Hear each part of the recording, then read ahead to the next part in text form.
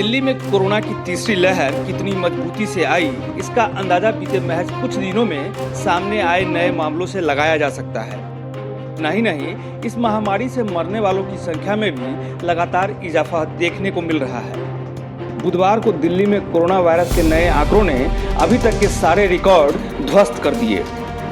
अगर आंकड़ों पर गौर किया जाए तो बीते 15 दिनों में ही कोरोना वायरस के 1 लाख नए केस सामने आए, तो करीब 1202 संक्रमितों की मौत हो गई।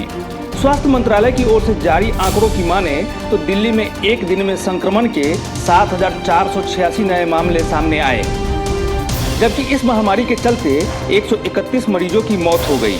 एक दिन में कोविड-19 से मरने वालों की ये अब तक की सबसे बड़ी संख्या है। इसके साथ ही दिल्ली में कोरोना के कुल मामले 5 लाख के आंकड़े को पार कर गए और मृतकों की संख्या 7,943 हो गई। हालांकि बीते 15 दिनों में करीब 93,885 रोगी संक्रमण से उबरने में सफल भी रहे। 1 नवंबर को संक्रमण के 5,664 मामले सामने आए थे, जो 11 नवंबर को बढ़कर 8,593 हो गए। ये एक दिन में संक्रमण के मामलों का आज तक का सर्वाधिक आंकड़ा है।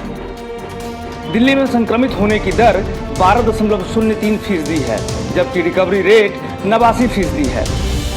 फिलहाल दिल्ली में कोरोना के 42,458 मरीज हैं, जिनका इलाज चल रहा है।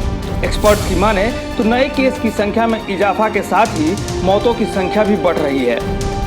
दिल्ली में कोरोना के कहर का अंदाजा इससे भी लगाया जा सकता है कि केस के मामले में बड़े शहरों की लिस्ट में दिल्ली टॉप पर है।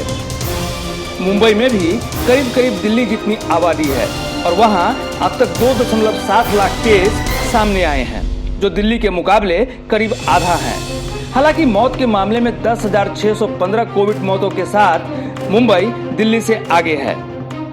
उधर प्रशासन की ओर से कोरोना नियमों का उल्लंघन करने वालों के खिलाफ दिल्ली में बड़े पैमाने पर चालान किए जा रहे हैं।